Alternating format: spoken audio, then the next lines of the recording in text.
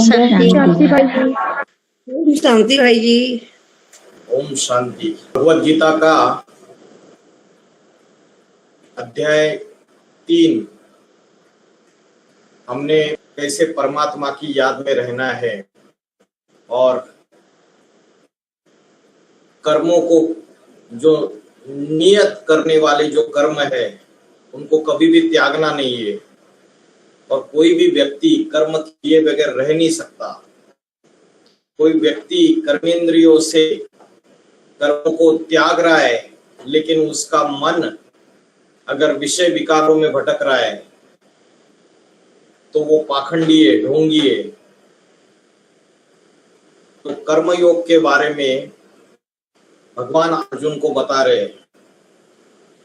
इसके बाद जो नेक्स्ट श्लोक है तीसरे अध्याय का 11वां श्लोक से लेके 20वां श्लोक तक हम देखेंगे। उसके पहले तीसरे अध्याय का जो 10वां श्लोक है, क्या बात चल रही थी 10वें श्लोक में, एक बार वो देखते हैं। स यज्ञा प्रजा सृष्ट्वा पुरोवाच प्रजापति अनेन प्रसविष्यध्वमेश व अस्तु इष्टाकं मधुक। सह यज्ञा प्रजा सृष्ट्वा मतलब मानसी प्रजा पैदा करके प्रजापति ने कहा। मानसी प्रजा का अर्थ क्या होता है? शास्त्रों में बोला है ब्रह्मा ने संकल्पों से सृष्टि रची। तो परमात्मा जब इस सृष्टि पर अवतरित होते हैं तो ब्रह्मा के तन का आधार लेते हैं और आत्मा के मनन चिंतन मंथन से अपने संकल्पों से वह सृष्टि पैदा करते हैं। उनके मन के संकल्पों से कई ब्राह्मण ज्ञान में आते हैं। आज जितने भी बाबा के बच्चे हैं वो ज्ञान में कैसे आए? उन्होंने बाबा को ढूंढा या बाबा ने उनको ढूंढा?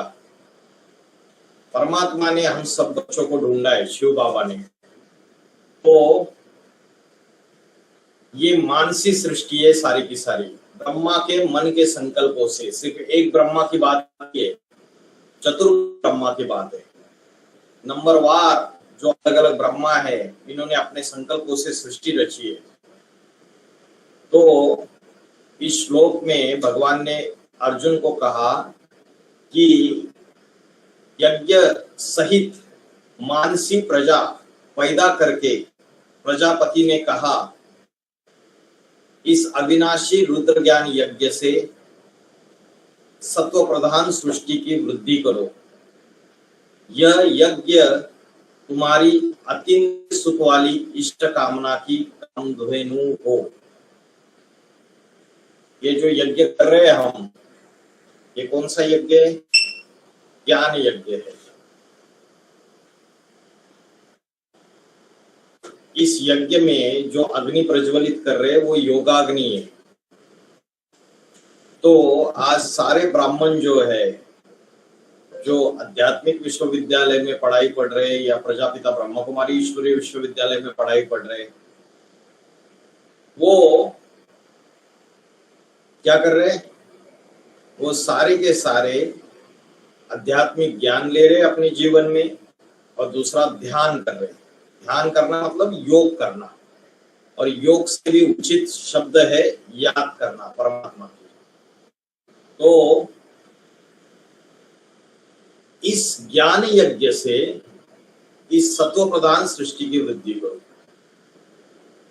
भगवान ने अर्जुन को कहा ये जो ज्ञान यज्ञ है इससे ज्ञान और योग अग्नि प्रज्वलित करके सत्व प्रधान सृष्टि की वृद्धि करो। तो जो मनुष्य आत्माएं ये बाबा का ज्ञान ले रहे, अपने जीवन में धारण कर रहे, तो उससे उनकी अवस्था तामसी अवस्था सत्व प्रधान अवस्था में धीरे धीरे धीरे धीरे रूपांतरित हो जाती है। तो इस अविनाशी ज्ञान यज्ञ से सत्व प्रधान सृष्टि की वृद्धि धीरे धीरे होती है।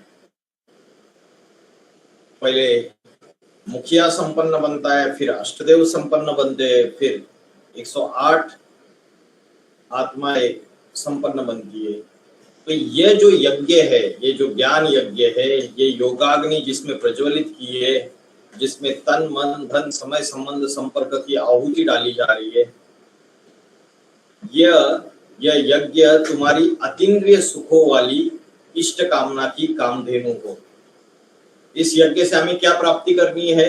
ये सब कुछ करके हमें कार खरीदनी है, कोई घोड़ा गाड़ी चाहिए, कोई धन संपत्ति चाहिए, उसके लिए कर रहे हैं ये सब कुछ। इससे हमारी कौन सी बड़ी इच्छा पूरी होने वाली है, कौन सी कामना पूरी होने वाली है? तो इससे अतीन्द्रिय सुख की कामना पूरी होने वाली है, स्वर्गीय सुख की कामना पूरी होने वाली है। तो भगवान ने अर्जुन को बताया कि इस अविनाशी यज्ञ सहित जो मानसी प्रजा पैदा की है मैंने, इस यज्ञ की अभी तुम वृद्धि करो, पर यह यज्ञ तुम्हें उस अतीन्द्रिय सुख की प्राप्ति तक पहुंचा देगा। फिर आगे क्या बताया? तीसरे अध्याय 11वां श्लोक। फिर बोला ये जो यज्ञ है अविनाशी रुद्र गीता अश्वमेध ज्ञान यज्ञ, ये जो यज्ञ है इसके बारे में आगे बताया, देवान भावयतानेन ते देवा भावयन्तु परस्परम भावयन्तो श्रेयो परम वाप्स्यथ। भावयत मतलब संतुष्ट करो, या तो सामने वाले की इच्छा पूरी करो, संतुष्ट करो, एक दूसरे को तृप्त करते हुए परम कल्याण को प्राप्त करो। देवान भावयतानेन ते देवा भावयन्तु। इस यज्ञ से किसको संतुष्ट करो? देवों को संतुष्ट करो। कौन से देवों को संतुष्ट करना है इस यज्ञ से? दो तरीके के देवताओं को संतुष्ट करना है। पहले देवता है वो सूक्ष्म शरीरधारी, जो बेसिक ब्राह्मण है, आधार मूर्त आत्मा है। वो जो शरीर हो चुकी है और शरीर छोड़ते जा रहे, जो प्रजापिता ब्रह्म कुमारी ईश्वरीय विश्वविद्यालय में ब्रह्मा द्वारा बेसिक पढ़ाई पढ़ चुके हैं, जिनको एडवांस ज्ञान नहीं है, वो शरीर छोड़ने के बाद सूक्ष्म शरीर धारण करते हैं। तो जब सूक्ष्म शरीर धारण करते हैं तो सूक्ष्म शरीर धारण करके बीज रूप आत्माओं में प्रवेश कर रहे हैं। जैसे ब्रह्मा की आत्मा है, ब्रह्मा की आत्मा राम के प्रजापति के शरीर में, प्रजापिता के शरीर में, मुकर्रर रथ में प्रवेश करके पढ़ाई पढ़ रही है। वैसे ही जो ब्रह्मा, ओम राधे मम्मा और ब्रह्मा जैसी जो आत्मा है, जो पूरे 84 जन्म लेने वाली है, या तो जो कम कला वाले ब्राह्मण है, वो सारे के सारे शरीर छोड़ने के बाद यहाँ एडवांस पार्टी में जो बीजरूपी आत्मा है उनमें प्रवेश करके पढ़ाई पढ़ रही है। तो उनको संतुष्ट करना है या नहीं करना है? अगर हमारी खुद की स्थिति अच्छी होगी तो उनको भी फायदा मिलेगा।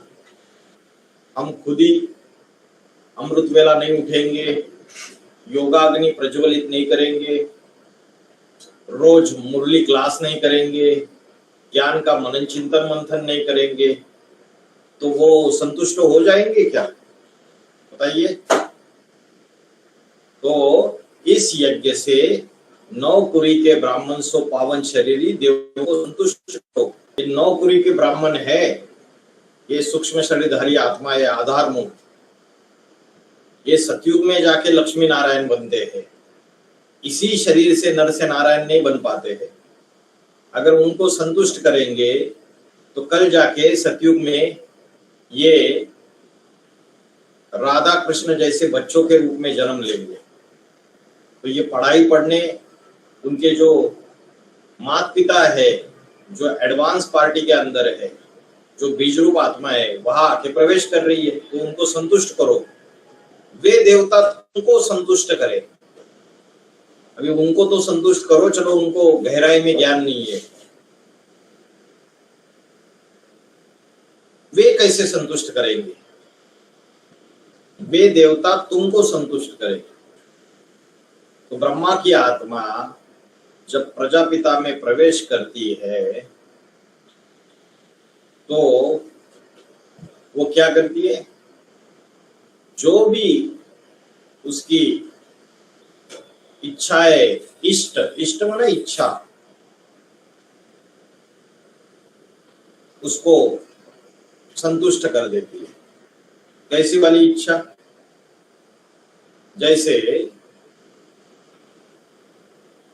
बाबा ने मुरली में बोला है, मन मना भव, मेरे मन के संकल्पों में समा जा। तो जो प्रजापिता है या राम वाली आत्मा है, उसकी सबसे बड़ी इच्छा क्या है? कि माला तैयार हो जाए, अष्टदेव तैयार हो जाए, 108 की माला तैयार हो जाए, 16,108 का राज परिवार तैयार हो जाए, जल्दी जल्दी आत्माएं अपनी सीट को पकड़े। ये उसकी इच्छा है सबसे बड़ी की बड़ी। और जो सूक्ष्म शरीरधारी है वो अगर संतुष्ट हो गई ब्रह्मा की आत्मा, तो ब्रह्मा की आत्मा उसकी इच्छा पूरी करने में मदद करेगी या नहीं करेगी? करेगी। कैसे करेगी?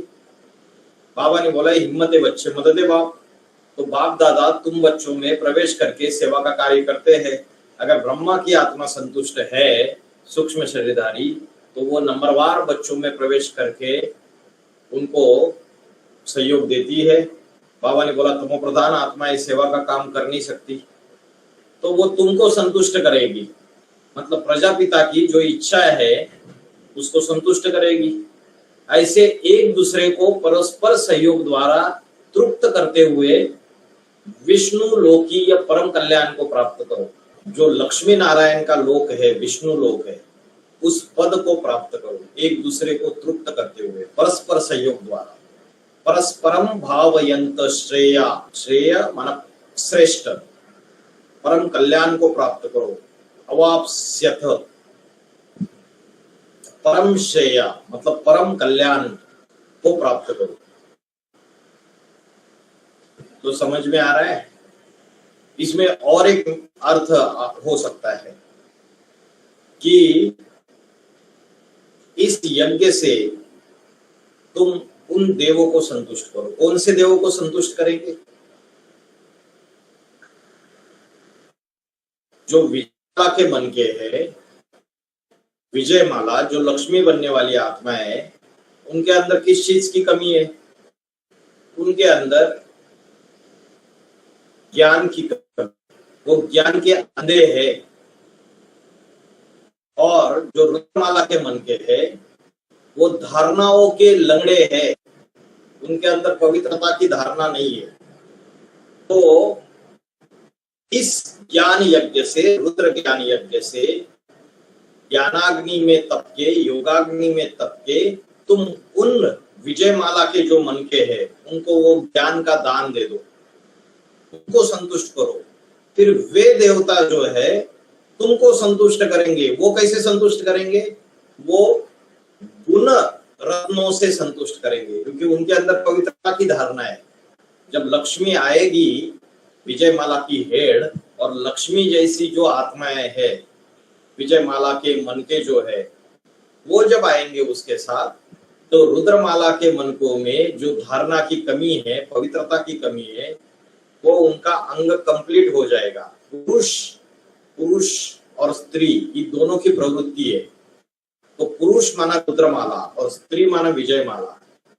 जो रुद्रमाला के अंदर क्या है? ज्ञानी ज्ञान है, धारणा नहीं है। और विजय माला जो स्त्री है उसके अंदर ज्ञान गहरा नहीं है, लेकिन धारणा है पवित्रता की। तो पुरुष के अंदर जो कमी है वो स्त्री जब उससे आके जुड़ जाती है वो पूरी कर देती है। इसलिए स्त्री को बोला है अर्धांगिनी। पुरुष की अर्धांगिनी आधा अंग है, जो पुरुष के पास कमी है रुद्रमाला के पास वो स्त्री आके कमी पूरी करती है। तो आप उनको ज्ञान रत्नों से संतुष्ट करो, वे तुमको गुण रत्नों से संतुष्ट करेंगे। एक दूसरों को तृप्त करते हुए विष्णु लोकी परम कल्याण को प्राप्त करो, माना नर से नारायण और नारी से लक्ष्मी को प्राप्त करो। समझ में आया? देवान भावयतानेन ते देवा भावयन्तु परस्परम भावयन्ताश्रेया परमा परम वाप्स्य। तो दोनों क्लैरिफिकेशन आप दे सकते हो, ज्ञान के आधार से दोनों क्लैरिफिकेशन टैली होते हैं। फिर आगे जाते हैं हम तीसरे अध्याय का 12वां श्लोक देखिए सभी।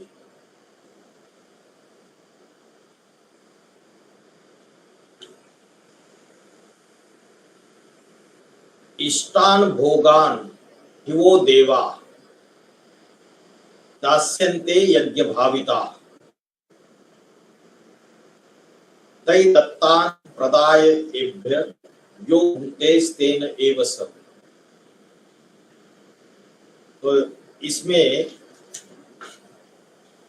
इष्ट माना क्या बोला मैंने? इष्ट माना इच्छा, यज्ञ भाविता माना यज्ञ से संतुष्ट हुए, यज्ञ भाविता। दास्यन्ते, दास्यन्ते मतलब देना, प्रदान करना। और दत्तानेभ्य, ये दिए हुए, दत्त माना देना, उसका भी अर्थ हो गए। अप्रदाय माना अर्पण करना, भुंक्ते माना भोगना, स्तेन, स्तेन का अर्थ है चोर। तो इस श्लोक में बताया है क्योंकि यज्ञ सेवा से संतुष्ट हुए, अभी पिछले श्लोक में बताया ना, तो इनको संतुष्ट करो और वो फिर तुमको संतुष्ट करे। अभी आगे क्या बोलते हैं? क्योंकि यज्ञ सेवा से संतुष्ट हुए ऐसे जो सूक्ष्म देव है तुमको इच्छित भोग देंगे। अच्छा, अभी पिछली बार भी बोला, ये जो सूक्ष्म शरीरधारी है ये क्या करेंगे? तुमको इच्छित भोग देंगे। इष्टान, इष्टान माना इच्छित, जो तुम्हारी इच्छा है वो पूरी करेंगे। अब तुमको बोला, किसको? अर्जुन को बोला, नंबरवार अर्जुन है, चाहे वो प्रजापिता है चाहे अष्टदेव। प्रजापिता क्या कर रहा है? लोक संग्रह कर रहा है। ज्ञान और योग से एक एक मनुष्य आत्मा के अंदर ज्ञान और योग की शक्ति डाल के उनके द्वारा स्वर्ग स्थापन करने की इच्छा है प्रजापिता की, और वैसे ही अष्टदेवों की भी। तो ये जो सूक्ष्म शरीरधारी तुम्हारी सेवा से संतुष्ट होंगे। क्या सेवा कर रहे हो तुम? ऑल ओवर इंडिया भाग भाग के सेवा कर रहे हैं, नहीं कर रहे? चाहे प्रजापिता है चाहे अष्टदेव है, ऑल ओवर इंडिया भाग भाग के सेवा कर रहे, ज्ञान दे रहे, सेमिनार कर रहे, और जो बाबा के बच्चे हैं पीवी के, उनसे भी मिलना हो रहा है। तो यज्ञ सेवा जो कर रहे, उस यज्ञ सेवा में अगर समझो कोई यज्ञ सेवा कर ही नहीं रहा है, ज्ञान और योग इन दोनों चीजों को कर ही नहीं रहा है, तो जो सूक्ष्म शरीरधारी उनके पास आ रहे कुछ लेने के लिए, वो संतुष्ट होंगे क्या? संतुष्ट नहीं होंगे। यज्ञ सेवा कर रहे तो वो संतुष्ट होंगे। जो तुम्हारे बच्चे हैं, हर एक बीज रूप आत्मा के, जो राधा कृष्ण जैसे बच्चे जन्म लेने वाले हैं, वो संतुष्ट नहीं होंगे अगर तुम यज्ञ सेवा नहीं करोगे। और अगर वो संतुष्ट हो गए तो तुमको इच्छित भोग देंगे। तुम्हारी इच्छा क्या है कि लोक संग्रह करो। लोक संग्रह किस लिए करो? विश्व कल्याण के लिए करो। हर एक आत्मा को ज्ञान और योग में गहरा ले और उसको शिव बाबा से कनेक्ट करो, ये तुम्हारी इच्छा है। और ये जो तुम्हारी इच्छा है ये सूक्ष्म शरीरधारी पूरा करते हैं। कैसे पूरा करते हैं? किसी को कोई अनुभव है कैसे पूरा करते हैं? वो सूक्ष्म शरीरधारी प्रवेश करते हैं किसमें? उन लोगों में जो ये ज्ञान ले रहे, जो ये ज्ञान सुन रहे, और उनका उमंग उत्साह बढ़ा देते हैं और उनको सहयोगी बना देते हैं बड़ा का बड़ा। फिर भी वो ईश्वरीय सेवा में बड़े बड़े स्टेप्स ले लेते हैं, बड़ी बड़ी हिम्मत लेते हैं। तो ये सूक्ष्म शरीरधारी जो इंस्पिरेटिंग पार्टी है, ये इंस्पिरेटिंग पार्टी अगर तुम उनको संतुष्ट करेंगे तो तुम्हारी जो भी इच्छाएं मनोकामनाएं उसमें सहयोगी बनेंगे तुम्हारे। कंपिल के बारे में सुना है आप लोगों ने? कंपिल में बाबा ने क्या बोला था? बरमूडा ट्रायंगल सुना है? Bermuda triangle. वहां कोई बरमूडा ट्रायंगल में बाहर की दुनिया में बोलते हैं कोई भी हवाई जहाज जाता है ना वहां फंस जाता है, गायब हो जाएगा, वो वापिस नहीं आता है फिर। वैसे जो सूक्ष्म शरीरधारी है, चाहे ब्रह्मा की आत्मा है, उसकी सहयोगी आत्मा है, वो कंपिल में जो भी भट्टी करने जाता है ज्ञान योग की, तो वो कन्याएं, कई कन्याएं तो कंपिल में भट्टी करती है फिर वापिस ही नहीं जाती है, सरेंडर हो जाती है। क्या जादू हो जाता है? बरमूडा ट्रायंगल में फंस जाते हैं। क्यों? क्योंकि वो जो सूक्ष्म शरीरधारी है वो क्या कर देंगे? ये तुमको इच्छित भोग देंगे। और प्रजापिता को क्या चाहिए? इच्छा है।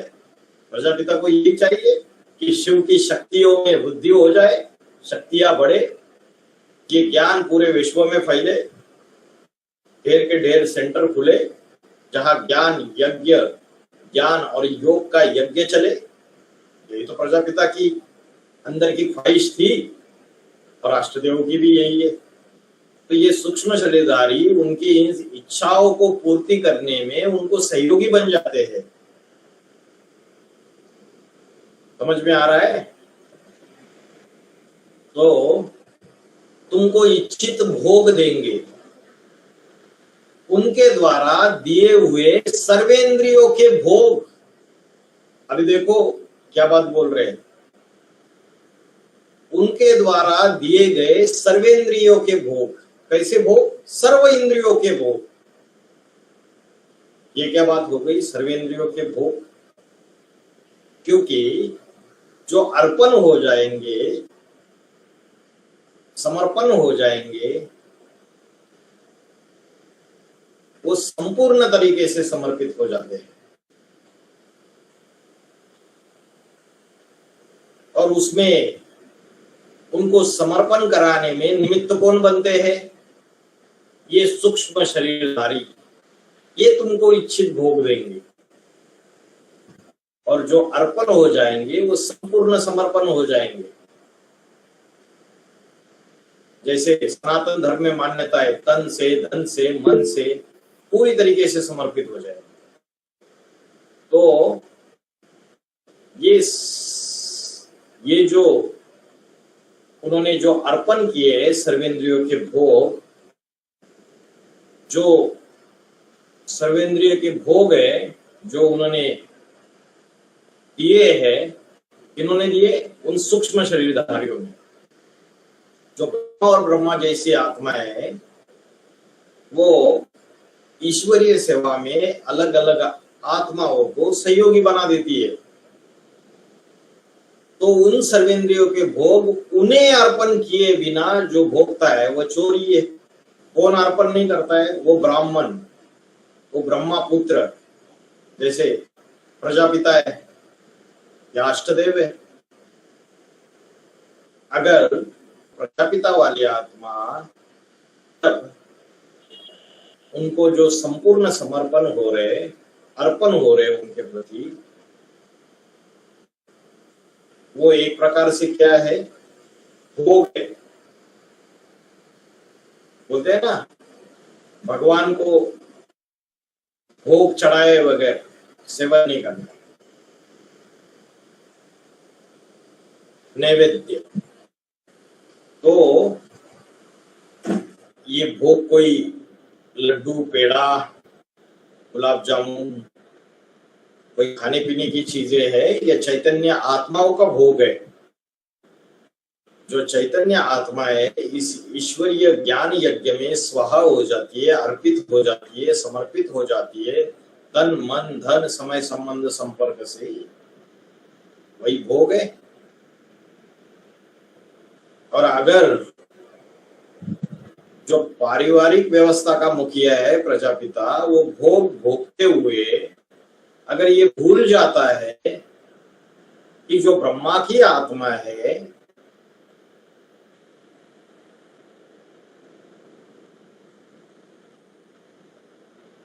उसके सहयोग मात्र से ही ये भोग मुझे प्राप्त हुआ है,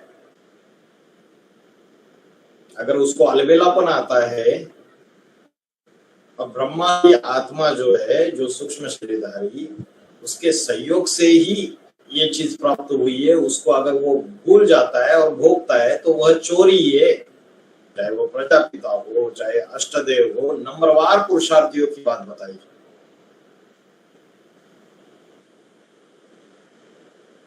तो ये मनसा की बात है, भाव कि आज जो भी ईश्वरीय परिवार तैयार हो रहा है, ये हनुमान जो है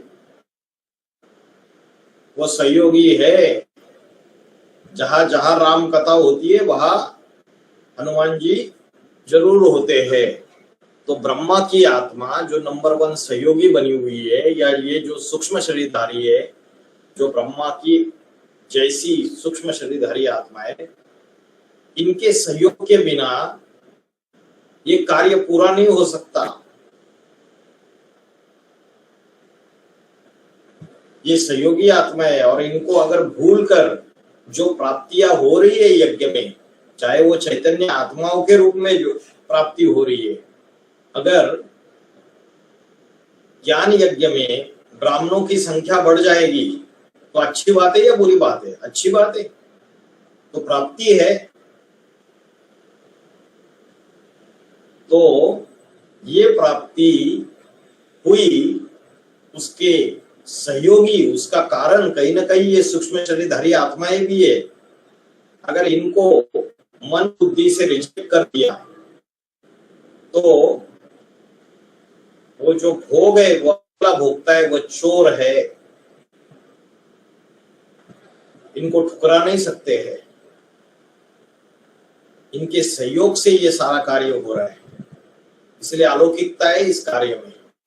कईयों मन में संकल्प आते हैं कि हमने एक बार बाबा को देखा और फिर बाद में हमें बार बार संकल्प करने लगे, इच्छा होने लगी कि हमको वहां जाना है, हमें ये सेवा करनी है, वो सेवा करनी है, हमें ऐसा सपना आया, हमें सपने में ऐसी चीज दिखी, हमें ऐसा हुआ, हमें वैसा हुआ। तो ये सूक्ष्म शरीरधारी कार्य कर रहे हैं या नहीं कर रहे? सहयोगी बन रहे या नहीं बन रहे? इंस्पिरेटिंग पार्टी बन रही है और जो पारिवारिक व्यवस्था का मुखिया है उसके तरफ खींच के ला रही है।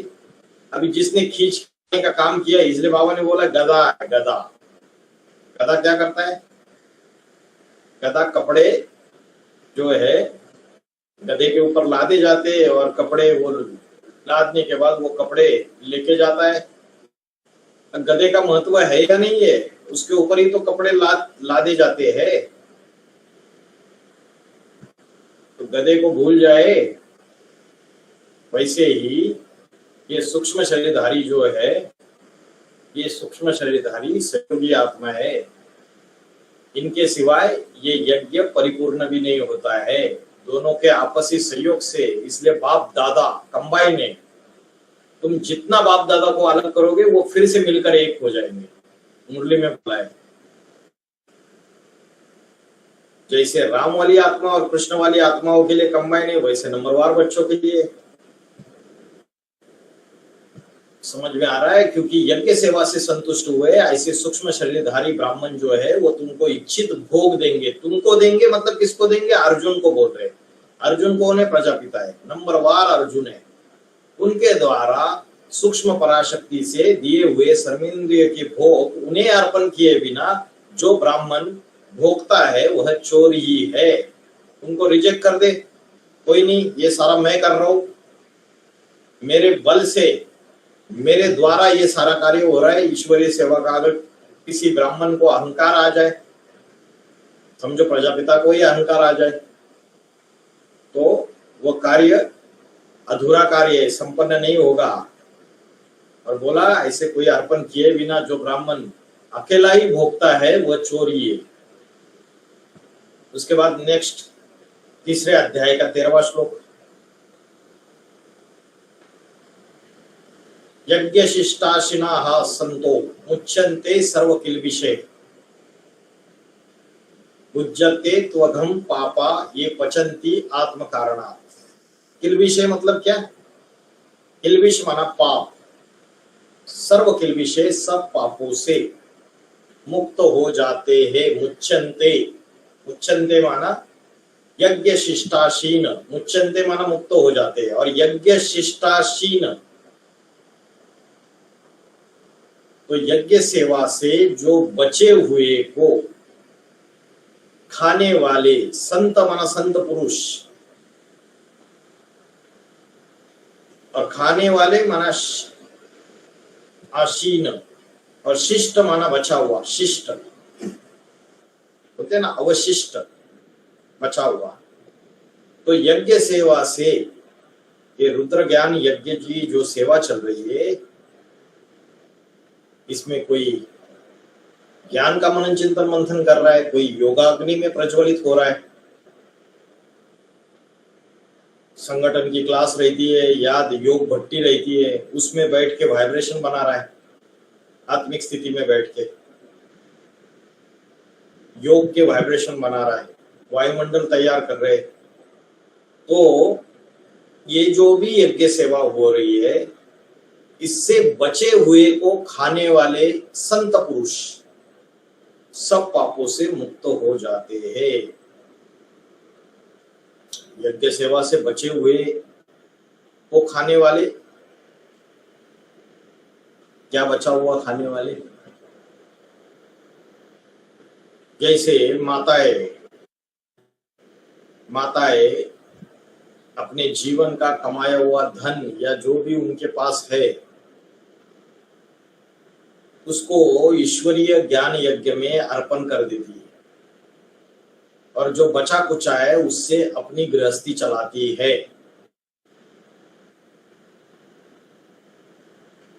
ऐसा नहीं कि सब कुछ अपनी गृहस्थी के लिए यूज करती है और थोड़ा सा बचा कुचा यज्ञ सेवा में डालती है, तो वो सब पापों से मुक्त नहीं हो सकते। लेकिन सब कुछ यज्ञ सेवा में डालकर थोड़ा जो बचा हुआ है उससे अपनी गृहस्थी चलाती है, उससे अपना जीवन व्यापन करती है। चाहे माताएं, चाहे कोई भी पाठधारी हो, तो वो संत पुरुष सब पापों से मुक्त हो जाते हैं। यज्ञ सेवा से बचे हुए को खाने वाले संत पुरुष सब पापों से मुक्त हो जाते हैं।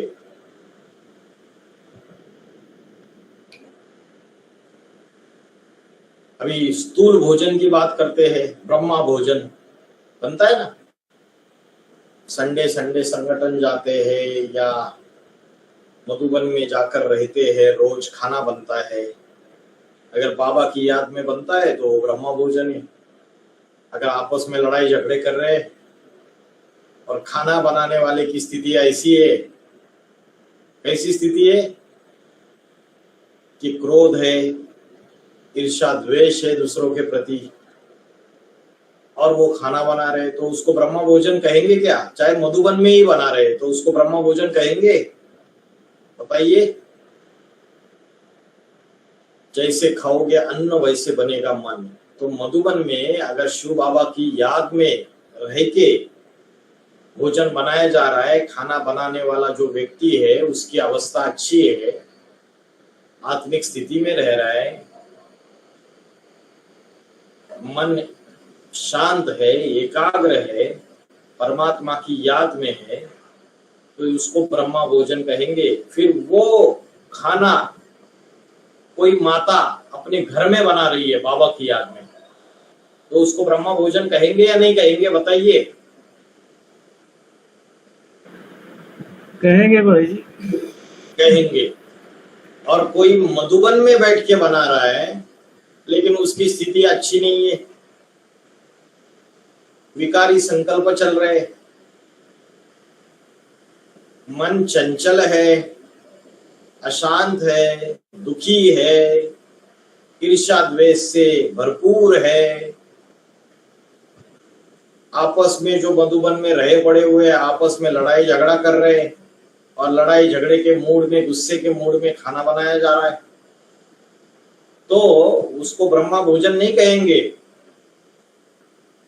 तो जो ब्रह्मा भोजन है, जो यज्ञ सेवा से बचे हुए को खाने वाले, माँ क्या करती है, घर में सबको खिला देती है, फिर जो बचा हुआ है उसको खा लेती है। वैसे ही जो यज्ञ माता है वो सबको खिला देगी पहले, और जो बचा हुआ है उसको खा लेगी। तो ऐसे संत पुरुष सब पापों से मुक्त हो जाते हैं। सिर्फ खाने की बात है या किसी भी यज्ञ सेवा से जो भी बचा हुआ है, समझो यज्ञ में कपड़े आ गए, वस्त्र आ गए, और जो समर्पित कन्याएं माताएं, उनको वो सारे वस्त्र जो निमित्त, जिसको निमित्त बहन को निमित्त बनाया गया है, इंचार्ज बहन जो निमित्त है, उसने सबको वो वस्त्र बांट दिए, और उसके लिए बचा ही नहीं, या जो कुछ भी थोड़ा बचा उसमें वो संतुष्ट है। अच्छे अच्छे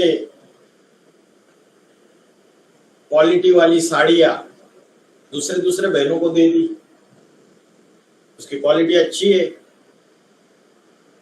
डिजाइन अच्छा है, रंग अच्छा है, तो सब कुछ दूसरे बहनों को दे दिया।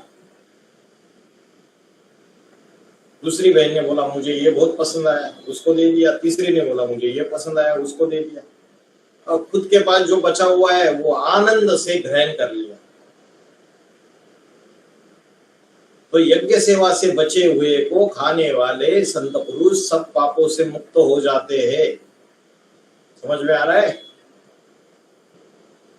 जो स्वार्थी अर्पण किए बिना अपने लिए पकाते हैं वे पापी लोग तो पाप ही भोगते हैं। अभी ऐसे भी पाठधारी है इस ज्ञान में चलने वाले, वो सिर्फ बाबा बाबा करते रहेंगे, Sunday to Sunday class attend करेंगे, संगठन अटेंड करेंगे, लेकिन अपने लौकिक जीवन में खाना पीना, धन बहुत सारा है उनके पास, सभी तरीके के भोगों में लिप्त रहना, स्वार्थ युक्त ढेर सारा धन है, लेकिन ईश्वरीय सेवा के नहीं लगाते हैं कुछ भी। तो अर्पण किए बिना अपने लिए पकाते हैं, चाहे वो भोजन हो, चाहे कोई भी वस्तु हो, अपने लिए यूज करते हैं, तो वे पापी लोग तो पाप ही भोगते हैं। क्योंकि एक है ज्ञान से आने के पहले वाली हमारी स्थिति और ज्ञान में आने के बाद की स्थिति, इसमें अंतर है। ज्ञान मिलने के बाद हमें पता चला हम क्या है, ट्रस्टी है, ट्रस्टी भगवान के, खुदाई खिदमतगार, उसके सहयोगी है पूरी तरीके से। चाहे हमारा तन है वो भी ट्रस्टी है, ये मेरा तन नहीं है। समझो ईश्वरीय सेवा में खुदा न खास्ता कोई बच्चा हो, कोई माता हो, ईश्वरीय सेवा में चले गए और वहां कुछ ऐसा माया का पेपर आ गया और शरीर बीमार हो गया,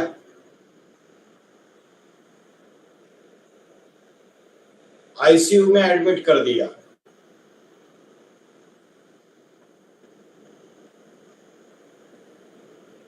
तो जो भी कर्म भोग है, जो भी शरीर की परीक्षाएं आ रही है, तो उस समय अलौकिक परिवार को भूल जाना है, बाबा को भूल जाना है, क्योंकि इस तन के भी हम ट्रस्टी है। ये तन भी मेरा नहीं है, इसको जैसे चाहे वैसे ईश्वरीय सेवा में यूज कर लो। और अगर हमारा कनेक्शन है उससे, तो बाल भी बाका नहीं होने वाला है, इतना निश्चय बुद्धि होना चाहिए। लेकिन अगर कोई परीक्षा आई शरीर की और फिर उसके अंदर ये भाव बैठ गया कि देखो बाबा के घर में गए और हमारे साथ कैसे व्यवहार हुआ,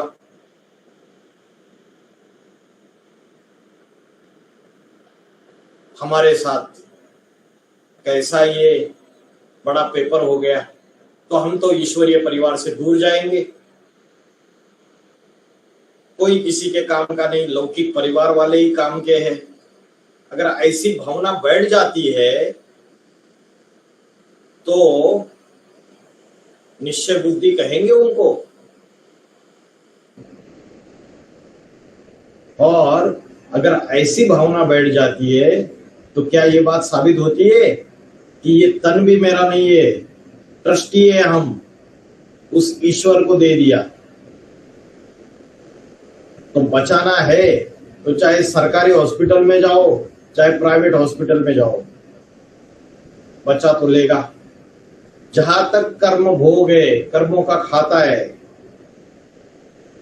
बाबा बोलते हैं कि कोई बीमारी आती है तो कभी कभी कोई लोग करोड़ों रुपए खर्च कर लेते हैं, बड़े बड़े अस्पताल में बड़ी बड़ी महंगी महंगी दवाइयां खाते हैं।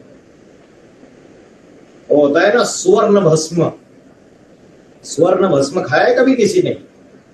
यहाँ पे इस ग्रुप में किसी ने खाया है स्वर्ण भस्म? आयुर्वेदिक में दवाइयां होती है स्वर्ण का भस्म। ये एसिडिटी जो पित्त होता है उसके ऊपर भी है। तो महंगी महंगी दवाइयां आती है, तो कई महंगी दवाइयां खाने के बावजूद बीमारी ठीक नहीं होती है। और कभी कभी एक साधारण कोई हकीम रहता है, गांव का वैद्य रहता है, और वो छोटी सी कोई इलाज कर देता है और बीमारी ठीक हो जाती है। तो हिसाब किताब हमारा जो है कर्मों का, हमारे जो कर्म भोग है वो तो चुकतू होने ही होने हैं। हम किसी को दोष नहीं दे सकते। ईश्वर हमें जो भी उस समय ऐसी परिस्थितियों में जिनको भी हमारा सहयोगी बना रहा है, उसे हमें संतुष्टता का पूर्वक उसे हमें एक्सेप्ट करना चाहिए। हम अगर दोष दे कि इनकी वजह से ऐसा हो गया, उसकी वजह से ऐसा हो गया, ये तो बात गलत हो गई ना। या हमारी कमजोरी है, हमारे हिसाब किताब है, हमारा कर्म भोग है। तो हम तन के भी ट्रस्टी है, धन के भी ट्रस्टी है, सारी चीजों के ट्रस्टी है। मन के संकल्प भी अगर व्यर्थ कर रहे, ट्रस्टी है हम, उसको पूछे बगैर, जो मालिक है उसको पूछे बगैर व्यर्थ संकल्प भी नहीं कर सकते, बेस्ट थॉट्स भी नहीं कर सकते, नेगेटिव थॉट्स भी नहीं कर सकते। स्वप्न मात्र भी अगर व्यर्थ संकल्प आता है, नेगेटिव संकल्प आता है, तो क्या है फिर? अगर स्वप्न मात्र भी व्यर्थ संकल्प आता है, नेगेटिव संकल्प आता है, तो ट्रस्टी बनकर नहीं रहे, है ना। ये तन भी मेरा नहीं, ये शरीर से कमाया हुआ धन भी मेरा नहीं, मैं सिर्फ ट्रस्टी मात्र हूं। और ट्रस्टी, जिसका ट्रस्टी है, उसे पूछे बगैर अपने तन का भी गलत यूज नहीं कर सकता, अपने मन के संकल्पों का भी गलत यूज नहीं कर सकता, और अपने धन का भी गलत यूज नहीं कर सकता। तो जो स्वार्थी अर्पण किए बिना अपने लिए पकाते हैं, वे पापी लोग तो पाप ही भोगते हैं। बहुत सारे ऐसे रहते हैं ना ज्ञान में चलने वाले, अपने शरीर का इतना ख्याल रखेंगे ना, बहुत ज्यादा अच्छी से अच्छी चीजें खाएंगे, अच्छे से अच्छे डॉक्टर को दिखाएंगे, छोटी सी कोई प्रॉब्लम हो गई तो बहुत केयर रखेंगे अपने देह का। और वही उनको कोई ईश्वरीय सेवा का काम बता दो, फिर बोलेंगे नहीं नहीं नहीं नहीं, वहां तो बहुत ठंडी रहती है, हम नहीं रह पाएंगे इतनी ठंडी में, नहीं वहां तो बहुत गर्मी होती है, हमें आदत नहीं है। अपने देह के लिए सारे सुख चाहिए। संगम युग में ईश्वर का ज्ञान मिलने के बाद इस देह को तो ईश्वरीय सेवा के लिए लगाना है। कैसी भी परिस्थिति हो, कैसे भी लोग हो, खाना मिले ना मिले तो भी पूरी तरीके से उसे ईश्वरीय सेवा में लगाना है। लेकिन इतनी स्वार्थी आत्माएं होती है जो सिर्फ अपना देखते हैं। उनको अगर भेजो आप मधुबन में यज्ञ में रहने के लिए बोलो, तो वहां भी उनका स्वार्थ दिखाई देगा। वो सिर्फ अपने लिए सोचेंगे, ईश्वरीय परिवार के लिए नहीं सोचेंगे। उनकी एक्टिविटीज सिर्फ अपने लिए होती है। तो स्वार्थी अर्पण किए बिना अपने लिए पकाते हैं, वे पापी लोग तो पाप ही भोगते हैं। अभी जो 5वें नंबर का पूर्वज है, जब ज्ञान में आया एडवांस में 2004 से, धन तो बहुत रहता था उसके पास, लेकिन खाने पीने की जो चीजें, अगर सेब खरीदना है, जाके उसके पास फ्रूट सेलर के सामने जाके खड़ा हो जाता था, पूछता था कितने का है सेब, वो बोलता था 150 रुपए किलो है, 120 रुपए किलो है। 3-4 मिनट सोचते रहता था। मेरी जो बहनें हैं वहां दिल्ली में एनएस में यज्ञ में, उनको मिलता होगा ऐसा वाला महंगा सेब, फिर सोचता था नहीं मिलता होगा, नहीं खाना है, वैसे उधर से वापस लौट जाता था। जो मिल रहा है साधारण तरीके से, अगर कोई बहुत अच्छी चीज मिल रही है तो उसको बांट कर खाना आना चाहिए सभी में, क्योंकि ये विश्व कल्याण हेतु हम इस तन का भी यूज करना है, हमें जो प्राप्तियां होती है उसका भी यूज करना है। अगर स्वार्थ युक्त तरीके से किया तो क्या कर रहे हैं, फिर पापों को भोग रहे, और पापों को भोगेंगे तो अवस्था सुधरेगी, ज्ञान में चलते हुए स्थिति ऊपर चढ़ेगी या स्थिति और नीचे गिरेगी। बताइए, फिर बोलते मेरा योग ही नहीं लगता है, मैं सवेरे उठती हूँ मेरे को नींद ही आ जाती है। कहीं ना कहीं गलती कर रहे हैं हम।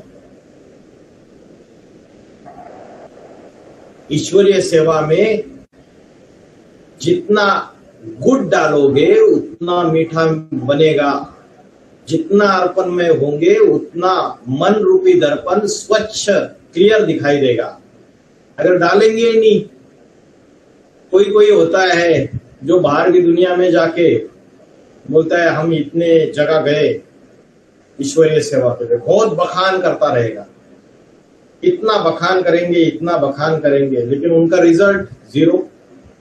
कोई इतना मान मर्तबा चाहिए कि हम कोई लेटर दे रहे हैं, उस लेटर में हमारा ही नाम चाहिए, हमारा ही फोन नंबर चाहिए। ये विजिटिंग कार्ड तैयार करेंगे ना तो सिर्फ मेरा नाम चाहिए, मेरा नंबर चाहिए, हम जाके सेवा करेंगे तभी। तो स्वार्थ युक्त सेवा हुई या निस्वार्थ युक्त हुई? स्वार्थ युक्त हुई।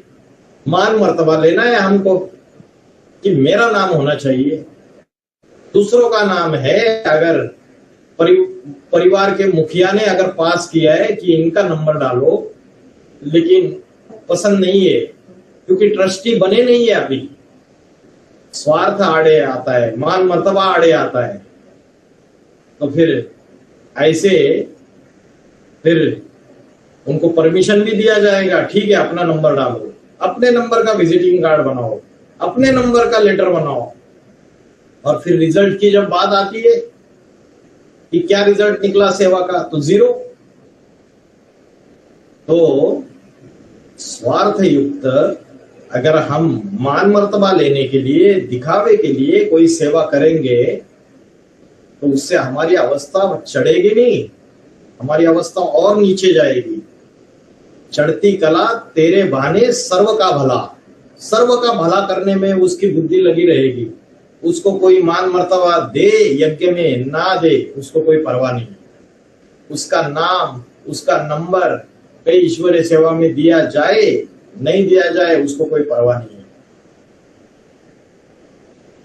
समझ में आ रहा है? यज्ञ सेवा से बचे हुए को खाने वाले संत पुरुष सब पापों से मुक्त हो जाते हैं। जो स्वार्थी अर्पण किए बिना अपने लिए पकाते हैं, वे पापी लोग तो पाप ही भोगते हैं। उसके बाद नेक्स्ट श्लोक, 13वें अध्याय का 14वां श्लोक।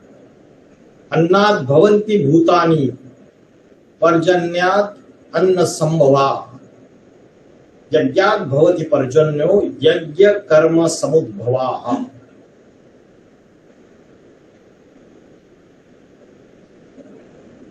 भोजन से प्राणी पैदा होते हैं। अन्नात् भवन्ति, भवन्ति माना उत्पन्न होना।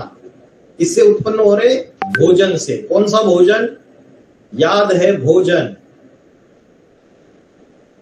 और ज्ञान है जल।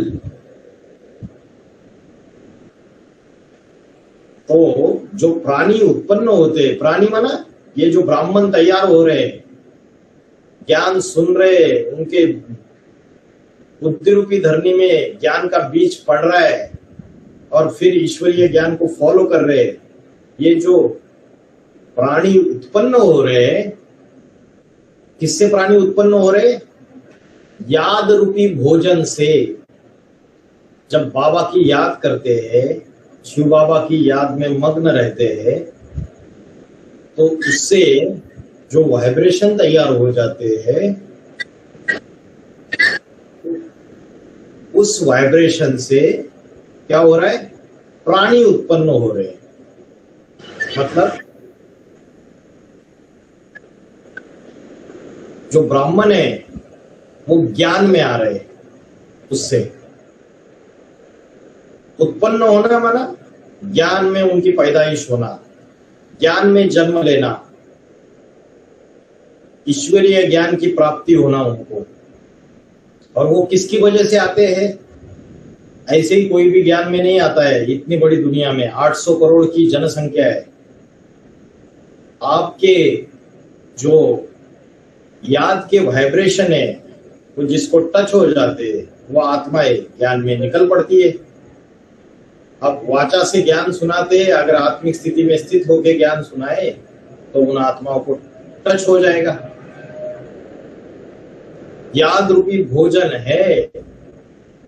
याद कहो, ध्यान कहो, योग कहो, या आत्मिक स्नेह कहो। आत्मिक स्नेह, याद, योग, ध्यान। ध्यान रूपी भोजन से प्राणी उत्पन्न हो जाते हैं, ज्ञान में आते हैं, ज्ञान में जन्म लेते हैं।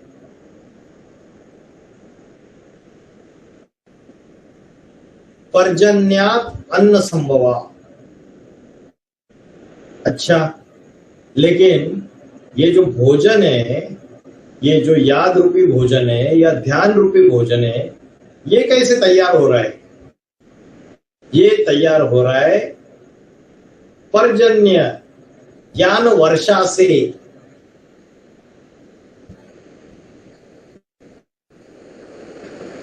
आत्मिक स्थिति या बाबा की याद हमें बिना ईश्वरीय ज्ञान सुने बगैर हमें बाबा की याद आएगी? कोई भोजन ही भोजन खाता रहे और जल न पिए तो डाइजेशन नहीं होगा। तो ज्ञान की जब वर्षा हो जाती है, जब हमें ज्ञान मिला, बेसिक ज्ञान मिला, एडवांस ज्ञान मिला, तभी तो हमें बाबा की याद आने लगी। तभी तो हम सहज रूप से शिव बाबा को याद करने लगे। तो ज्ञान वर्षा से आत्मिक स्नेह रूपी भोजन उस मुकर्रर रथ से, प्रजापिता से, शिव बाबा से हमें जो स्नेह तैयार हुआ, आत्मिक स्नेह, वो सिर्फ ज्ञान की वर्षा से वजह से हुआ। हमने मुरली के पॉइंट के आधार से समझा कि ये मुकर्रर रथ का पाठधारी है, ये शिव बाबा का पाठधारी है, ये ही शंकर का पाठधारी है, यही नर से नारायण बनने वाला है। तो ज्ञान की वर्षा हुई तभी तो हमारी बुद्धि में ये बात बैठी, तभी तो हम उसको याद करने लगे। अगर ज्ञान की वर्षा ना होती तो हम उसको याद कर पाते, याद रूपी भोजन, उसके प्रति आत्मिक स्नेह रख पाते? बताइए, वो तो साधारण तन में आता है, नहीं कर पाते। तो याद रूपी जो भोजन है, आत्मिक स्नेह का जो भोजन है, उसका कारण क्या? वो किससे तैयार उत्पन्न हुआ? वो ज्ञान की वर्षा से उत्पन्न हुआ। और ये जो ज्ञान की वर्षा है वो कैसे उत्पन्न हुई? ज्ञान की वर्षा हुई यज्ञ सेवा से। अगर किसी की जाके आप सेवा ही नहीं करेंगे, उसको जाके ज्ञान ही नहीं सुनाएंगे, उसके पास जाके पहुंचेंगे नहीं, ज्ञान का मनन चिंतन मंथन नहीं करेंगे, तो उसको ज्ञान दे पाएंगे आप? नहीं दे पाएंगे। तो ज्ञान की वर्षा भी तभी हो पाएगी जब आप ज्ञान का मनन चिंतन मंथन कर रहे, यज्ञ सेवा कर रहे, कर्मणा सेवा कर रहे, तभी ज्ञान का मनन चिंतन मंथन चलेगा। सेवाधारी बच्चों को बाप याद करते हैं तो ही आपके मुख से ज्ञान निकल पाएगा। यज्ञ सेवा से ज्ञान वर्षा होती है।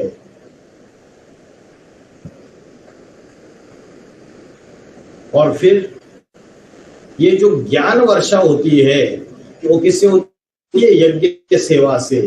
और ये यज्ञ सेवा जो है, ये यज्ञ कैसे उत्पन्न होता है? ये यज्ञ उत्पन्न होता है ब्राह्मणों के द्वारा किए गए कर्मों से। ये यज्ञ तैयार होता है। जैसे कोई मधुबन है, वहां जिज्ञासु आते हैं,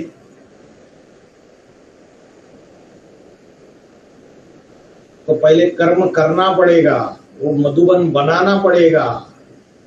और जब वो मधुबन बनाएंगे तो वो यज्ञ रचा, और यज्ञ रचा, यज्ञ रचने से पहले आपने कर्म किया, मकान ढूंढा, बहुत सारी अरेंजमेंट की, व्यवस्थाएं की, ताकि जो ब्राह्मण आए उन ब्राह्मणों का यज्ञ, ज्ञान, योगाग्नि यहाँ प्रज्वलित हो, यज्ञ सेवा हो। तो ब्राह्मणों के जो कर्म है उस कर्म से यज्ञ उत्पन्न होता है, यज्ञ सेवा उत्पन्न होती है, यज्ञ सेवा से ज्ञान वर्षा होती है, ज्ञान वर्षा से क्या होता है? आत्मिक स्नेह या याद का भोजन उत्पन्न होता है। और याद का भोजन उत्पन्न होने से क्या होता है? याद के भोजन उत्पन्न होने से उससे नवपुरी के जो ब्राह्मण है वो ज्ञान में जन्म लेते हैं। अन्नाद भवति भूतानि, भूतानि माना प्राणी, पर्जन्य, पर्जन्य माना बारिश, ज्ञान की वर्षा, पर्जन्यात अन्न संभवा, यज्ञात भवति पर्जन्यो यज्ञ कर्म समुद्भवा। और ये यज्ञ जो है वो कर्म से उत्पन्न हुआ है। और कर्म किससे उत्पन्न हुए? जो भी कर्म कर रहे आज, वो किससे उत्पन्न हुए? आज कौन से कर्म करने हैं, कौन से कर्म नहीं करने हैं, क्या कर्म है, क्या अकर्म है, क्या पाप कर्म है, ये कैसे पता चला? जो ब्रह्मा के मुख से जो ज्ञान निकला, जो ब्रह्मा है, बाबा ने मुरली में बोला कर्मों में ब्रह्मा को फॉलो करना है। तो नेक्स्ट श्लोक जो है तीसरे अध्याय का 15वां श्लोक, कर्म ब्रह्मोद्भवम विद्धि ब्रह्मा अक्षर समुद्भवम। ये जो कर्म है, चाहे सात्विक कर्म है, राजसी कर्म है, तामसी कर्म है, ये कर्म किससे उत्पन्न हुआ है? ब्रह्मा से उत्पन्न हुआ जान। ये जो चतुर्मुखी ब्रह्मा है अलग अलग, इनसे ही ये अलग अलग प्रकार के कर्म उत्पन्न हुए। ब्रह्मा से कर्म उत्पन्न हुए। और ब्रह्मा किससे उत्पन्न हुआ? फिर क्योंकि कौन सा कर्म सात्विक है, कौन सा राजसी है, कौन सा तामसी है, ये हमें ब्रह्मा ने सिखाया, हमको तो पता ही नहीं था। और जब हमें ये पता चला कि ये कर्म सात्विक है, राजसी है, तामसी है, हमने कर्म करना चालू कर दिए। उस कर्म से यज्ञ स्थापन होने लगा, यज्ञ सेवा हुई, यज्ञ सेवा से ज्ञान वर्षा हुई, ज्ञान वर्षा से याद रूपी भोजन तैयार हो गया, आत्मिक स्नेह का भोजन तैयार हो गया। और आत्मिक स्नेह का भोजन और याद रूपी भोजन तैयार होने से उससे ब्राह्मण उत्पन्न हो गए, ज्ञान में जन्म ले गए ब्राह्मण। अभी ये ब्रह्मा जो उत्पन्न हुआ, इस ब्रह्मा का भी बाप कौन? मुरली में प्रश्न पूछा है, तो ब्रह्मा को उत्पन्न करने वाला कौन? पर ब्रह्मा। इस ब्रह्मा का भी बाप कौन? शंकर, शिव शंकर भोलेनाथ, या पर ब्रह्म कहो। जो अव्वल नंबर का ब्रह्मा है, प्रजापिता ब्रह्मा, वो ब्रह्मा का भी बाप है। तो ब्रह्म अविनाशी अव्यक्त स्थिति वाले पर ब्रह्म से पैदा हुआ है। ब्रह्मा अक्षर समुद्भवम, अक्षर, अक्षर माना जिसकी अविनाशी स्टेज है, जो कभी अनिश्चय के चक्र में नहीं आता है, निश्चय अनिश्चय के चक्र में नहीं आता है, अविनाशी है, वो अक्षर है। और उसकी स्थिति कैसी है? बाकी जो ब्रह्मा है उनसे उस पर ब्रह्म की स्थिति अव्यक्त अवस्था है, निराकारी अवस्था है। ब्रह्म कुमारी क्या समझते हैं? निराकारी माना ज्योति बिंदु परम धाम में रहने वाला। निराकारी का अर्थ है निराकारी स्टेज वाला। जब वो चैतन्य रूप में प्रवेश करके, वो तो ब्रह्मा में भी प्रवेश करता है, दादा लेखराज ब्रह्मा में, लेकिन दादा लेखराज ब्रह्मा का कोई भी फोटो निराकारी स्टेज वाला नहीं है। आप जितने भी फोटो देखेंगे ब्रह्मा कुमारी आश्रम में, बड़े बड़े पोस्टर लगाए हुए हैं, कोई भी पोस्टर निराकारी स्टेज वाला नहीं है। लेकिन जो प्रजापिता वाली आत्मा है, राम वाली आत्मा है, उसके सारे फोटो, उसकी सीडीज, कैसेट, उसके सारे वीडियोस में उनकी निराकारी स्टेज दिखाई देती है।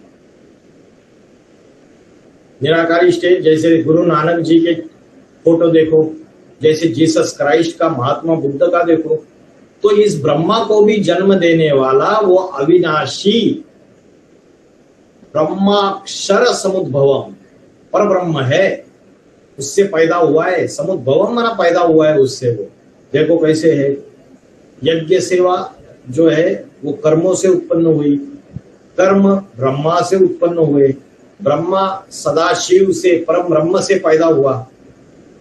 मतलब ब्रह्मा ज्ञान में किससे आया? किससे उसको ज्ञान मिला? यज्ञ के आदि में कि मैं ही कृष्ण बनने वाली आत्मा हूं। पैदा होना माना ज्ञान में जन्म किससे लिया? ब्रह्मा ने वही लिया जो यज्ञ के आदि में था, जो राम वाली आत्मा कहो, शंकर कहो, प्रजापिता कहो, आदि में जो था बाप, उसी से मिला उसको। और इस तरीके से ये चक्र है पूरा, ये चक्र है। कैसे ब्राह्मण उत्पन्न होते हैं? ब्राह्मण उत्पन्न होने का ये क्रम है।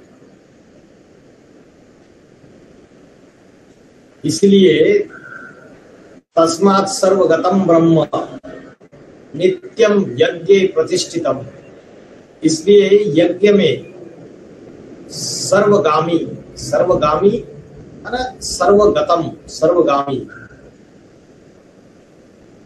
सर्वगामी माना जिसको सब कुछ पता है, ज्ञान है। सर्वगामी ब्रह्मा सर्वदा उपस्थित है। ब्रह्मा की आत्मा जो दादा लेखराज ब्रह्मा है, 69 में शरीर छोड़ने के बाद, क्या वो आज उपस्थित नहीं है ब्राह्मणों के यज्ञ में? आज भी उपस्थित है। वो सूक्ष्म शरीर से आज भी सेवा कर रहा है। तो वो जो ब्रह्मा सदाकाल उपस्थित है, वो ब्रह्मा भी सदाकाल उपस्थित है, और जो मुकर्रर रथ है वो भी यज्ञ के आदि से उपस्थित है।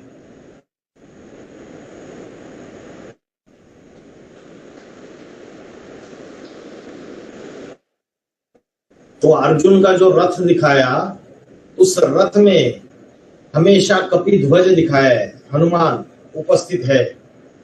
अभी जो भक्ति मार्ग में कोई एक व्यक्ति मिले थे मुझे, वो बोल रहे थे भगवत गीता का ज्ञान भगवान ने अर्जुन को नहीं दिया। मैंने बोला किसको दिया? उन्होंने बोला ये ज्ञान तो हनुमान को दिया। हनुमान जी उस रथ की जो ध्वजा थी उसमें हमेशा स्थित थे, उनको ज्ञान देना था मुख्य। तो बात तो ज्ञान से टैली हो रही है।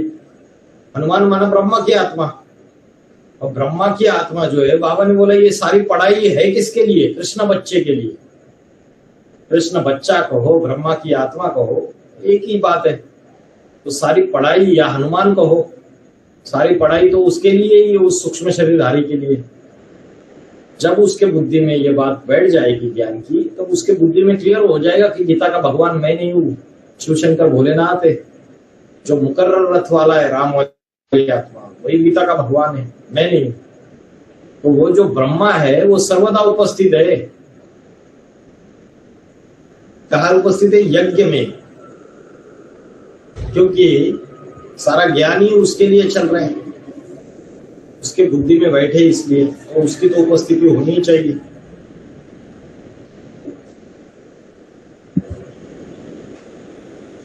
तीसरे अध्याय का 15वां श्लोक। तो ये सारा चक्र समझ में आ गया। ब्रह्मा से क्या निकले? कर्म निकले, सत्व रजो तम, और कर्म से यज्ञ उत्पन्न हुआ, यज्ञ सेवा उत्पन्न हुई, यज्ञ सेवा से ज्ञान की वर्षा हुई, ज्ञान की वर्षा से योग युक्त स्थिति का भोजन, याद का भोजन तैयार हो गया। और वो याद का भोजन कहो, आत्मिक स्थिति का भोजन कहो, आत्मिक स्नेह का भोजन कहो, उससे क्या हो गया? उससे आत्मिक स्नेह का जो भोजन है, उससे फिर क्या हो गया? उससे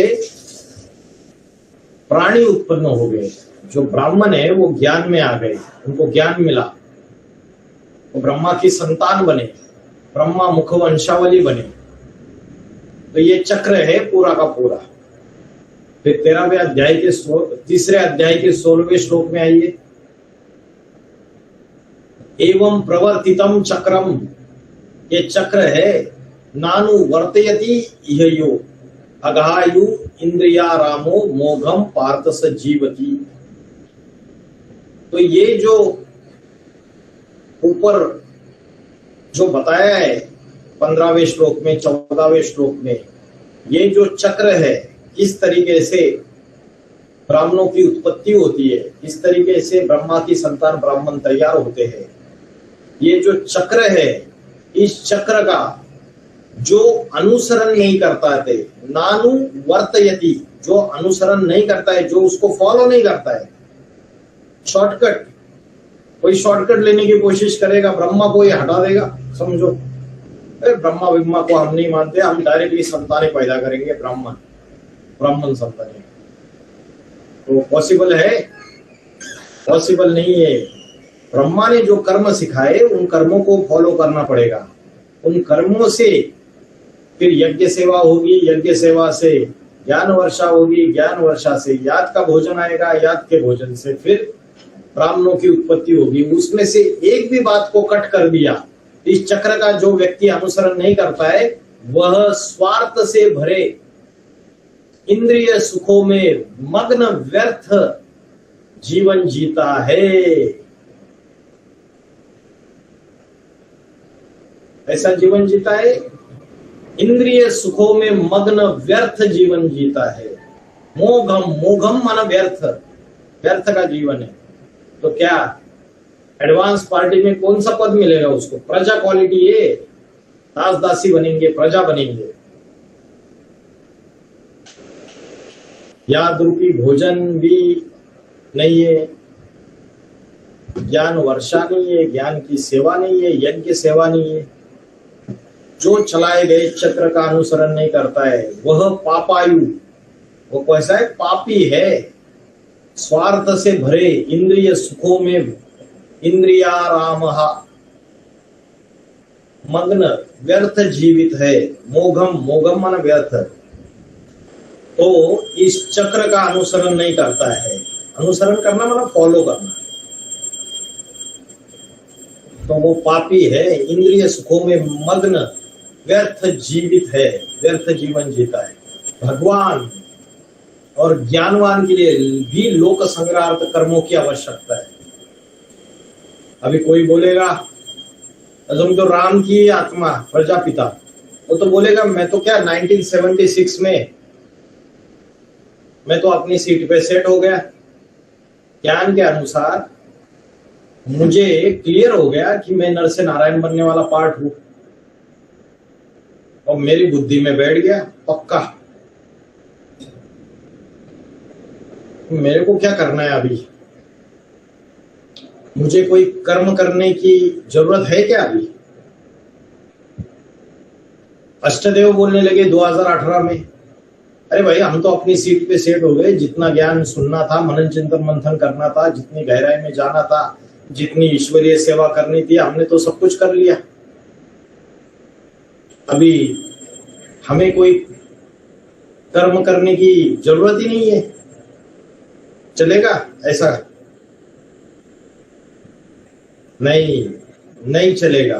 कर्म करना पड़ेगा, लोक संग्रहार्थ कर्म करना पड़ेगा। इस यज्ञ की वृद्धि करनी पड़ेगी, उनको जिम्मेवारी है उनकी।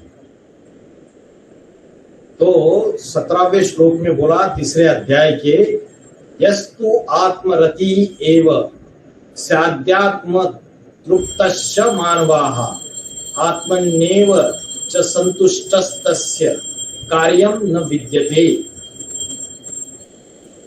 जो आत्मा में ही संतुष्ट है, आत्मन्येव च संतुष्टस्य, आत्मा में ही संतुष्ट है।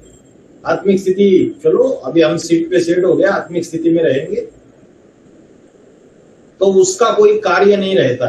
एक्चुअल में तो उसको कुछ करने की जरूरत नहीं है, ऐसे देखा जाए उसका कोई कार्य रहता ही नहीं है। लेकिन फिर भी जैसे भगवान बोलता है कि मेरे लिए करने योग्य कुछ भी नहीं है, लेकिन फिर भी मैं कर्मों में रत हूं। ऐसा कुछ भी नहीं है इस दुनिया में जो मुझे प्राप्त न हो, लेकिन फिर भी मैं कर्मों में लगा हुआ हूं, क्योंकि मम वर्तमान वर्तन्ते मनुष्य पात सर्वशा, क्योंकि मेरा ही अनुसरण करते हैं सब लोग। अष्टदेव वाले जो पाठधारी है वो ईश्वरीय सेवा ही ना करे, दिन रात सेवा में ही ना लगे, तो उसका जो परिवार बन रहा है वो तो आलसी हो जाएंगे। जब उनके बुद्धि में बैठेगा कि हाँ ये हमारा मुखिया है, यही इतनी भागदौड़ कर रहा है, यही इतनी दिन रात सेवा में लगा हुआ है, तो हम तो सीट पे सेट नहीं है, हमें तो करना ही करना है। तो भले उनके लिए कोई कार्य बाकी नहीं रहता है। जो मनुष्य आत्मा में ही प्रीति वाला, आत्म तृप्त है और देह को भूल आत्मा में ही संतुष्ट है,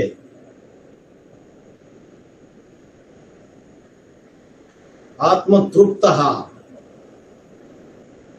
और आत्मा में ही आत्मरति एव, आत्मरति माना आत्मा में ही प्रीति वाला, आत्मरति रेव, आत्मा में ही प्रीति वाला, आत्म तृप्त और आत्मा में ही संतुष्ट है। आत्मन्येव च संतुष्टस्य, उसका कोई कार्य रहता ही नहीं। वो तो फिर मैं आत्मा ज्योति बिंदु स्वरूप, उसको कुछ करने की दरकार है, कोई आश्रम बनाने की जरूरत है, ढेर सारे लोगों को इकट्ठा करने की जरूरत है, ढेर सारा ज्ञान सुनाने की जरूरत है। वो तो अपनी स्थिति में रह सकता है ना, उसको कार्य करने की जरूरत नहीं है, लेकिन फिर भी उसको करना है। जरूरत तो नहीं है लेकिन करना चाहिए। तीसरे अध्याय का 18वें श्लोक में क्या बोलते हैं, नैव तस्य कृतेनार्थो नाकृतेन यः कश्चन न चास्य सर्वभूतेषु कश्चिदर्थ व्यपाश्रयः। यह तस्य कृतेन एवा कृतेन, उसको करने से, ऐसे ही न करने से कोई प्रयोजन है? करने से और न करने से कोई प्रयोजन है उसको? मतलब जरूरत है क्या उसको करने की, और न करने से भी कुछ प्रॉब्लम है क्या? कोई प्रॉब्लम नहीं है, नहीं करे वो तो सीट पे सेट हुआ पड़ा हुआ है। न चास्य सर्वभूतेषु कश्चिदर्थ व्यपाश्रया, और न किसी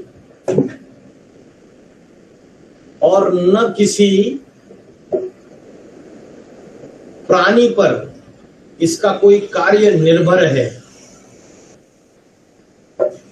ये जो आत्मिक स्थिति में स्थित हुआ ब्राह्मण है, उसका कोई दैहिक कार्य निर्भर नहीं है किसी के ऊपर। वो किसी के ऊपर निर्भर रहने की उसको जरूरत है जब वो अपनी स्थिति में स्थित हो गया? जरूरत ही नहीं है। लेकिन फिर भी लोक संग्रह करना है, संगठन बनाना है, तो जिस पे निर्भर था एक शिव बाबा दूसरा न कोई, उससे उसने अपनी स्थिति प्राप्त कर ली और वो सीट पे सेट हो गया। अभी वो किसी देहधारी के ऊपर किसी भी बात के लिए निर्भर नहीं है। जैसे स्वर्ग में सारे कार्य प्रकृति ही करेगी, वैसे सच्चे ब्राह्मण की पालना भगवान बाप कराते हैं। साक्षात ईश्वर के सेवाधारी ब्रह्मवत्स भूख नहीं मरेगी। मेरी सेवा में रहने वाले बच्चे भूख नहीं मर सकते। तो उसको कोई दैहिक कार्य करने की जरूरत है? कोई बहुत सारे बाहर की दुनिया से केसेस ले लिए वकील बनकर, और बहुत सारा पैसा कमाने की जरूरत है, धंधा धोरी करने की जरूरत है? जरूरत नहीं है। निर्भर नहीं है अभी वो किसी के ऊपर। फिर तीसरे अध्याय का 19वां श्लोक, तस्माद असक्त सततम कार्यम कर्म समाचर। समाचर माना आचरण कर, कार्यम कर्म समाचर। जो करने योग्य कर्म है उसका आचरण कर। तस्मात माना इसलिए, इस कारण, असक्तम तस्माद असक्तम मतलब अनासक्त हुआ, आसक्ति से रहित हुआ, लगाव से रहित हुआ। तो तू अनासक्त हुआ, निरंतर करने योग्य जो विश्व कल्याण के लिए, विश्व नवनिर्माण के लिए जो यज्ञ सेवा का कर्म है उसका तू आचरण कर। क्योंकि अनासक्त पुरुष असक्तो ही आचरण कर्म परमाप्नोति पुरुषाः। क्योंकि अनासक्त पुरुष कर्म का आचरण करता हुआ परम पद को प्राप्त करता है। मतलब वो सीट पे सेट हो गया, उसकी स्थिति बन गई, वो आत्मिक स्थिति में स्थित हो गया, आत्मा में ही तृप्त है, आत्मा में ही संतुष्ट है। अभी उसको कुछ चाहिए नहीं, उसको करने की भी दरकार नहीं है, वो किसी के ऊपर निर्भर भी नहीं है। फिर भी तू अनासक्त होके निरंतर करने योग्य जो ये यज्ञ सेवा के कर्म है उसका तू आचरण कर।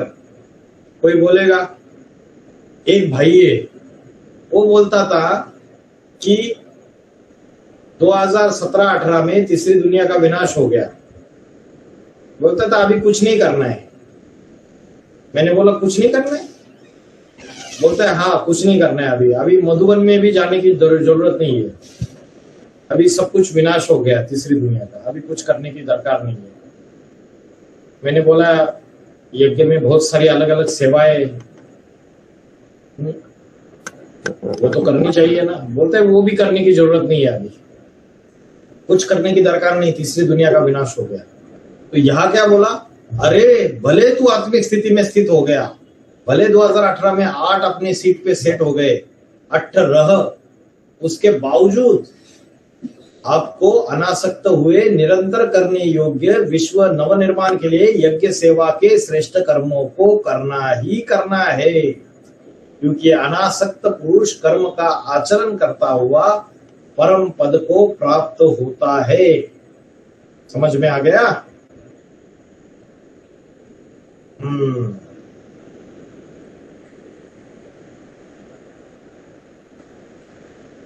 फिर तीसरे अध्याय का 20वां श्लोक।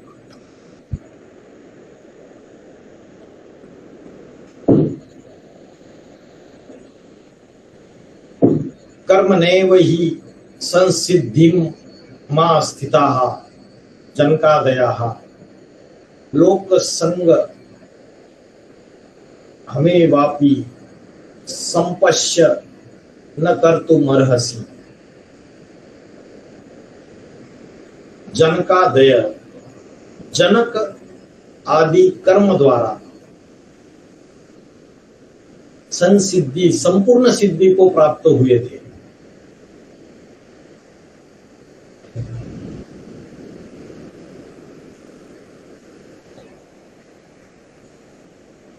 क्योंकि जगत पिता ने जो कर्म सिखाए उन कर्मों से ही तो संपूर्ण सिद्धि को प्राप्त हुए थे।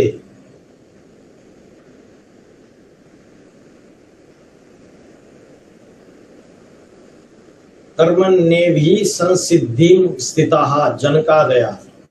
तो जनक कौन है? जन्म देने वाला, जन्मदाता, जगत पिता। उसने जो कर्म सिखाए उस कर्म द्वारा ही संपूर्ण सिद्धि को प्राप्त हुए थे। चाहे अष्टदेव है, चाहे 108 आत्माएं, तो संपूर्ण सिद्धि को प्राप्त होते हैं।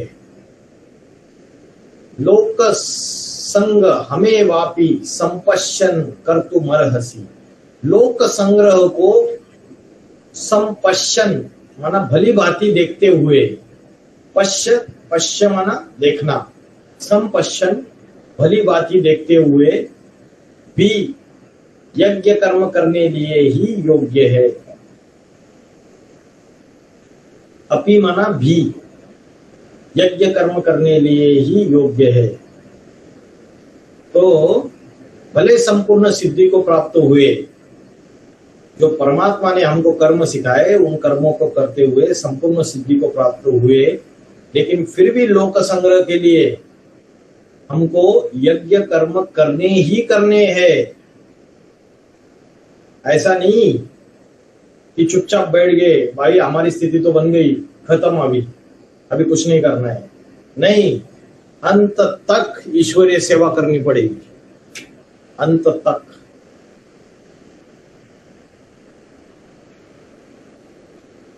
लोक संग्रह करना पड़ेगा। जैसे प्रजापिता है, उसने लोक संग्रह किया, ये इतनी बड़ी एडवांस पार्टी खड़ी हो गई। तो बाबा ने बोला 2018 में अष्टदेव जब सीट पे सेट हो जाते, बाबा ने बोला 8 राजा ये स्पष्ट दिखाई देगी। अभी 8 राजा ये स्पष्ट दिखाई देगी। अष्टदेव द्वापर युग में जाके बड़े बड़े महाराजाएं बनते हैं, तो महाराजाएं बनते तो उनका रॉयल फैमिली, राज परिवार होगा या नहीं होगा? होगा। तो वो तैयार कब होगा? तैयार इन 10 सालों में ही होगा, 2018 से 28 तक। और उनका जब राज परिवार तैयार होगा तो ऐसे ही बिना लोक संग्रह किए हुए राज परिवार तैयार होगा। हाथ पे हाथ धरे बैठ गए वो कि मैं सीट पे सेट हो गया, मैं तो आराम से रहूंगा, अभी मुझे क्या करना है, अभी मेरे लिए तो कुछ करने योग्य रहा ही नहीं, कोई कार्य करने योग्य मेरे लिए है ही नहीं। मैं तो आत्मा में स्थित रह के, आत्मा में संतुष्ट रह के, आत्मिक तृप्ति में हूँ, उसी में लगा रहूंगा मैं, अभी मेरे को कोई जरूरत ही नहीं इन सारी चीजों की। तो वो गलत है। तो उसको लोक संग्रह को भली भांति देखते हुए यज्ञ कर्म करने ही करने हैं। ठीक है, तो ये 10 श्लोक हो गए। 10 श्लोकों का सार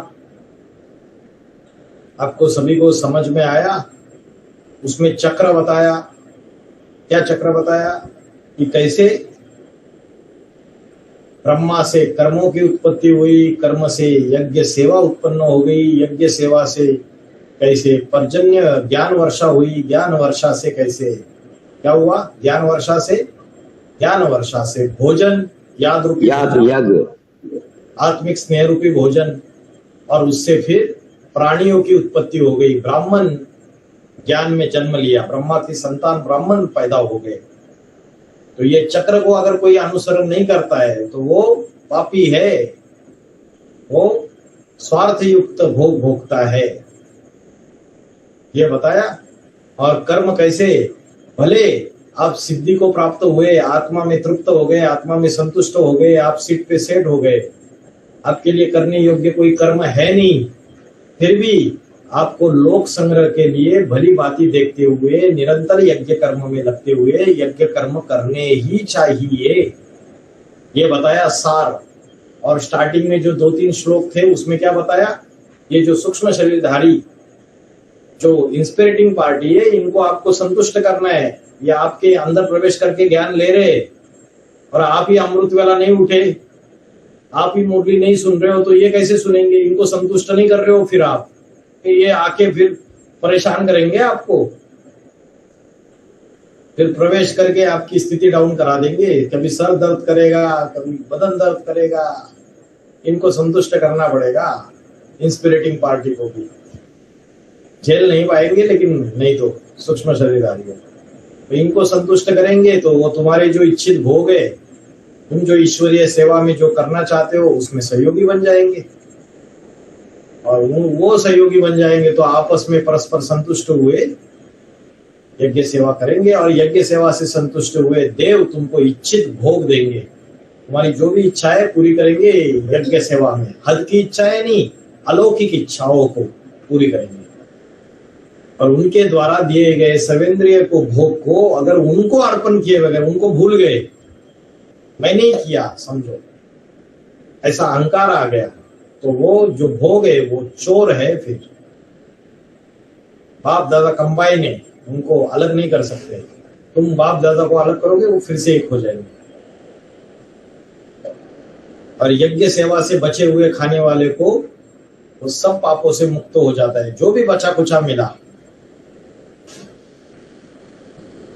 जो अपने लिए पकाते हैं वे पापी लोग वो पाप ही भोगते हैं। ठीक है, समझ में आ गया? ओम शांति।